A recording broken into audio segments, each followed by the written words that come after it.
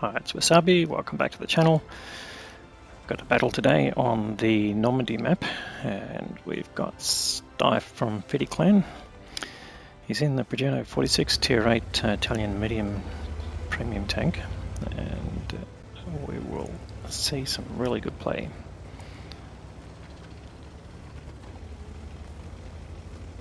Now there's quite a few places you can play here, but what I'd recommend is you never go down to the beach unless it's the last stages of the game and tanks are down there that you need to kill.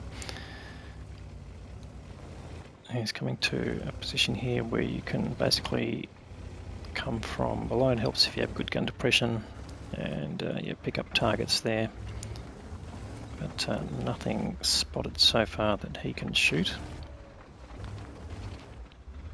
He's pretty much the most forward person at the moment. There's a T71 DA who thinks it's a good idea just to stop at the bowl there, but in any case, yeah, not getting any targets, so vacates the area and is relocating to the other side of the map, it would appear.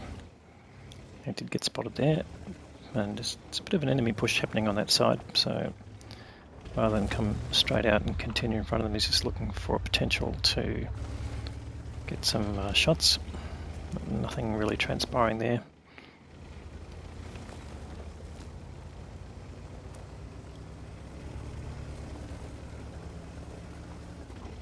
And alright, so yeah, switching to the other side there. Yeah, that T71 could be doing a bit more active scouting there. Got some medium tanks here to give him some support if he needs it.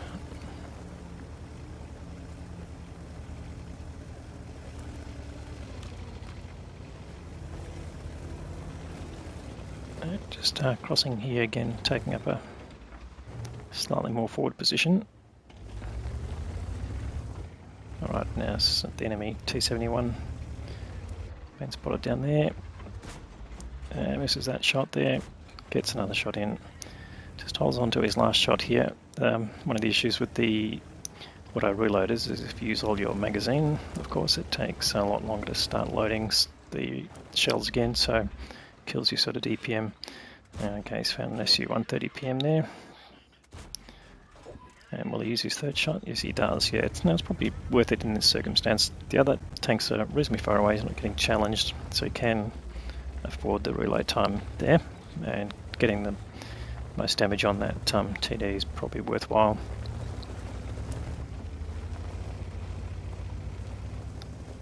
It's decided there's not a whole lot of enemy activity on that side, but if you look at the minimap, there's a shed load of enemy tanks pushing down the 3-4 line there, and they're starting to take a toll on his team. So they're already 2 tanks down, and there's a bit of HP being lost there. Okay, and he's found the side of a T29 there, goes for the tracking shot, which succeeds. He's spotted at the moment, and he set him on fire, gets all these shots in and ducks down again, and the T29 gets taken out by Struve S1 at the back. But his team's still losing tanks, so they're now 3 tanks down. Just misses out on a shot on that T56 name, puts one in there, but it must have just clipped the top of the turret and bounced. And he's lit again, so ducks down here to get unlit and come back and see if he can put some more side shots on these enemy tanks pushing down there. Right, the difference in tanks is changing slightly, but they're still down on hit points, about 1,000 points down, so definitely still in the enemy favour, but it's early days yet, we're just in the first 5 minutes of the game.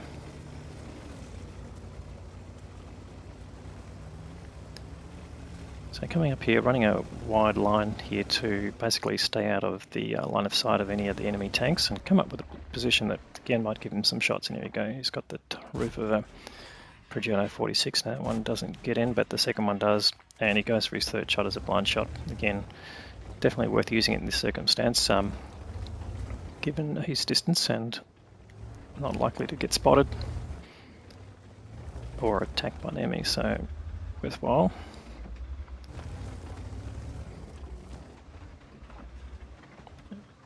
And he does have bushes between him and the enemy, which is also good because they are within sort of spotting range. So goes for the FV201 and gets the kill there. So starting to redress the balance a bit.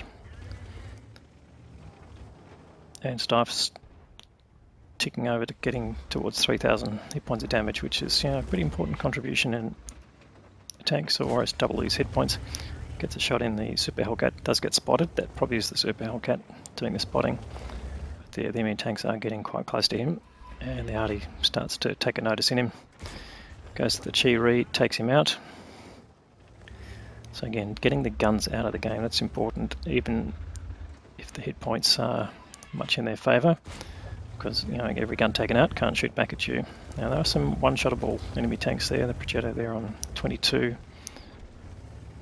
and he's getting spotted again. Something is spotting him. Now it could be tanks that are coming up from the other side of the map, because they've sort of left that flank open now.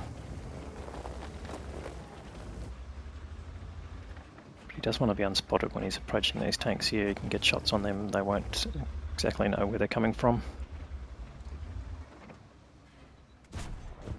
And he gets a nice taxing shot on the Skoda again, and there's the Super Hellcat. Tracks him and gets the kill shot. So now he takes a big hit there, and that's from that Su-130PM that he put damage into.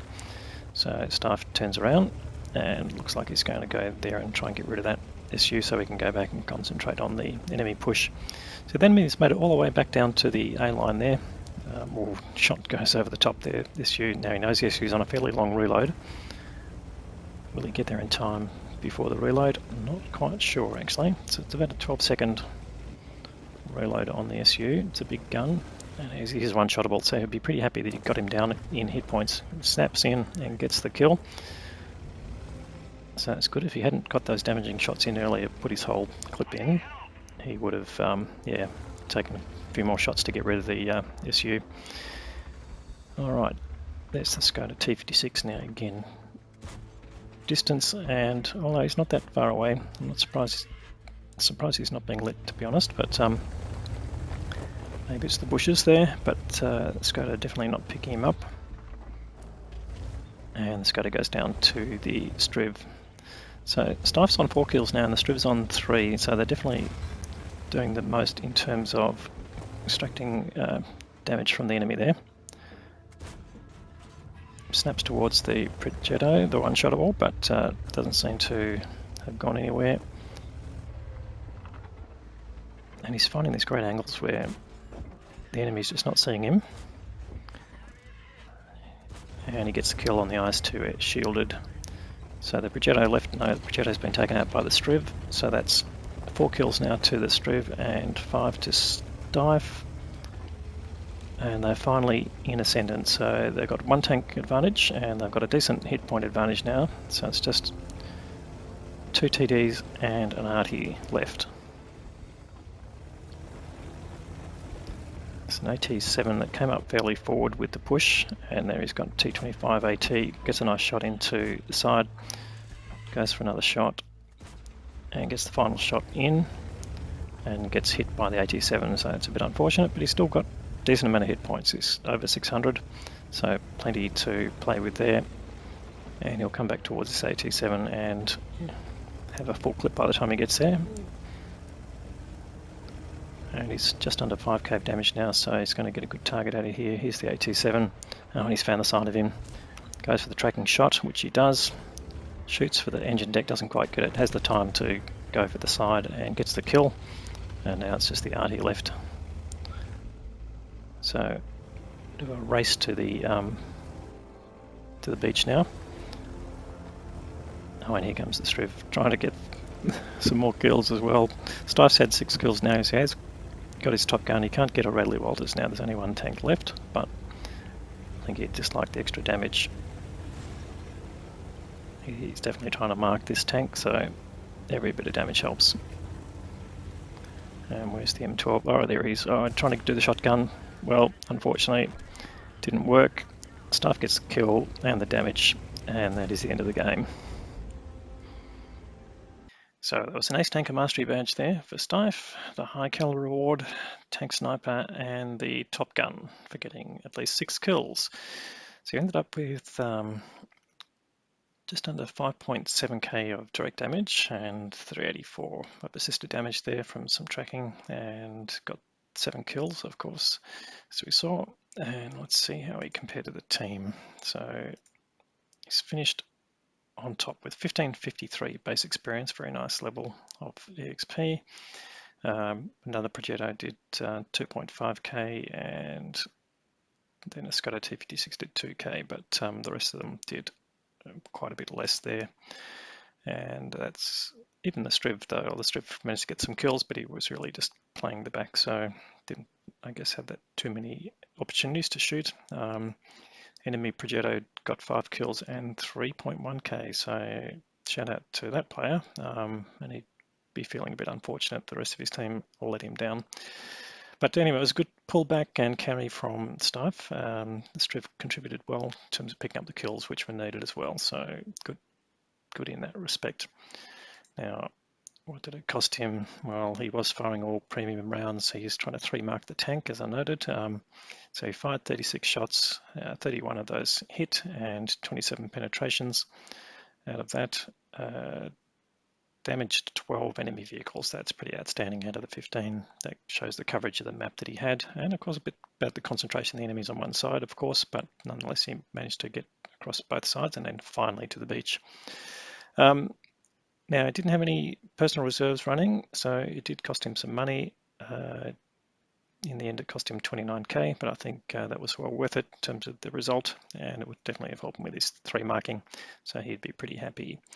Certainly, if you liked the video, please give it a thumbs up. It certainly helps us, and if you haven't subscribed to the channel already, please consider doing that as well. We will have more great content. It comes in on a regular basis, and I'm happy to put it out there. So thanks for watching.